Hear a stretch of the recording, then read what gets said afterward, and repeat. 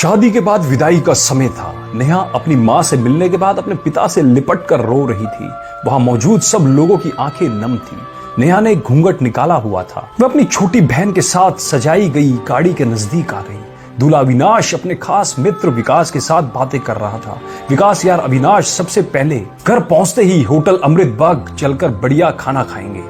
यहाँ तेरी ससुराल में खाने का मजा नहीं आया। तभी पास में खड़े अविनाश का छोटा भाई राकेश बोला, हाँ यार, पनीर कुछ ठीक नहीं था और रसमलाई में रस्सी नहीं था। और वह ही कर जोर जोर से हंसने लगा। अविनाश भी पीछे नहीं रहा। अरे हम लोग अमृत बाग चलेंगे, जो खाना है खा लेना, मुझे भी यहाँ खाने में मजा नहीं आया। रोटियां भी गर्म नहीं थी। अपने पति के मुंह से ये शब्द सुनते ही नेहा, जो घूंघट में गाड़ी में बैठने ही जा रही थी, वापस मुड़ी। गाड़ी के फाटक को जोर से बंद किया। घूंघट हटाकर अपने पापा के पास पहुंची। अपने पापा का हाथ अपने हाथ में लिया। मैं ससुराल नहीं जा रही पिताजी, मुझे ये शादी मंजूर नहीं है। ये शब्द उसने इतनी जोर से कहे कि सब लोग हक्के बक्के रह गए। सब नजदीक आ गए। नेहा के ससुराल वाले पर तो जैसे पहाड़ टूट पड़ा। मामला क्या था, यह किसी को समझ में नहीं आ रहा था। तभी नेहा के ससुर राधे श्याम जी ने आगे बढ़कर नेहा से पूछा, लेकिन बात क्या है बहू? शादी हो गई, विदाई का समय है, अचानक अब क्या हो गया कि तुम शादी को नामंजूर कर रही हो? अविनाश की तो मानो दुनिया लुटने जा रही थी।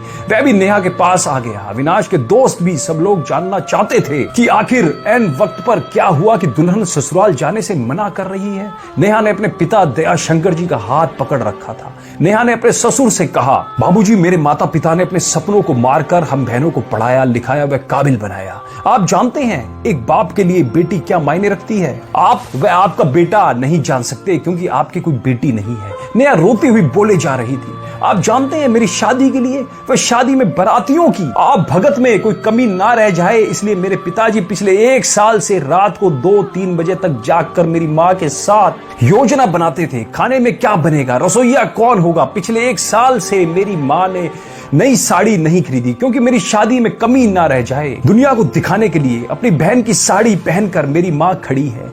मेरे पिता की इस 150 रुपए की नई शर्ट के पीछे बनियान में 100 छेद हैं। मेरे माता पिता ने कितने सपनों को मारा होगा। ना अच्छा खाया ना अच्छा पिया, बस एक ही ख्वाहिश थी कि मेरी शादी में कोई कमी ना रह जाए। आपके पुत्र को रोटी ठंडी लगी, उनके दोस्त को पनीर में गड़बड़ लगी, वह मेरे देवर को रसमलाई में रस नहीं मिला। इनका खिलखिलाकर हंसना मेरे पिता के अभिमान को ठेस पहुंचाने के समान है।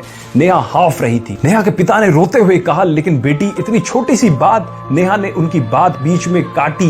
यह छोटी सी बात नहीं है पिताजी, मेरे पति को मेरे पिता की इज्जत नहीं। रोटी क्या आपने बनाई? रसमलाई पनीर ये सब कैटरस का काम है। आपने दिल खोलकर वह हैसियत से बढ़कर खर्च किया। कुछ कमी रह गई तो वह कैटरस की तरफ से। आप तो अपने दिल का टुकड़ा अपनी गुड़िया रानी को विदा कर रहे हैं। आप कितनी रात रोएंगे क्या मुझे पता नहीं है। माँ कभी मेरे बिना घर से बाहर नहीं निकली। कल से वह बाजार अकेली जाएगी, जा पाएगी? जो लोग पत्नी या बहू लेने आए हैं वह खाने में कमियां निकाल रहे हैं। मुझ में कोई कमी आपने नहीं रखी। ये बात इनकी समझ में नहीं आई। दयाशंकर जी ने नेहा के सर पर हाथ फिराया। अरे पगली, बात का बतंगड़ बना रही है। मुझे तुझ पर गर्व है कि तू मेरी बेटी है, लेकिन बेटा इन्हें माफ कर दे, तुझे मेरी कसम, शांत हो जा। तभी अविनाश ने आकर दयाशंकर जी के हाथ पकड़ लिए। मुझे माफ कर दीजिए बाबूजी, मुझसे गलती हो गई। मैं उसका गला बैठ गया था, रो पड़ा था। तभी राधे श्याम जी ने आगे बढ़कर नेहा के सिर पर हाथ रखा। मैं तो बहू लेने आया था, लेकिन ईश्वर बहुत कृपालु है, उसने मुझे बेटी दे दी। वह बेटी की अहमियत भी समझा दी।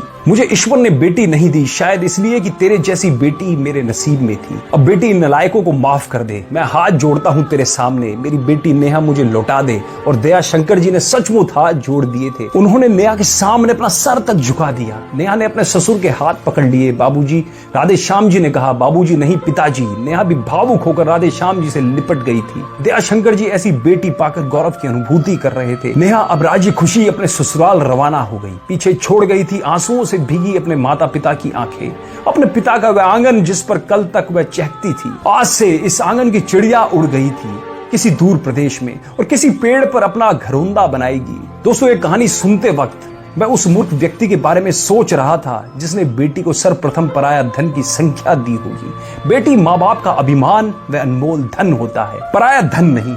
कभी हम शादी में जाएं तो ध्यान रखें कि पनीर की सब्जी बनाने में एक पिता ने कितना कुछ खोया होगा, वह कितना खोएगा। अपना आंगन उजाड़ कर दूसरे के आंगन को महकाना कोई छोटी बात नहीं है। खाने में कमियां कभी ना निकालें। बेटी की शादी में बनने वाले पनीर, रोटी या रसमलाई पकने में उतना समय लगता है जितनी लड़की की उम्र होती है। ये भोजन सिर्फ भोजन नहीं, पिता के अरमान में जीवन का सपना होता है। बेटी की शादी में बनने वाले पकवानों में स्वाद कहीं सपनों के कुचलने के बाद आता है, वे उन्हें पकने में सालों लगते हैं। बेटी की शादी में खाने की कद्र करें। अगर उपयुक्त बातें आपको अच्छी लगी तो कृपया दूसरों से भी साझा जरूर करें और उन्हें भी जागरूक जरूर करें। एक कदम बेटियों के सम्मान के खातिर इस वीडियो को ज्यादा से ज्यादा शेयर जरूर करें। धन्यवाद।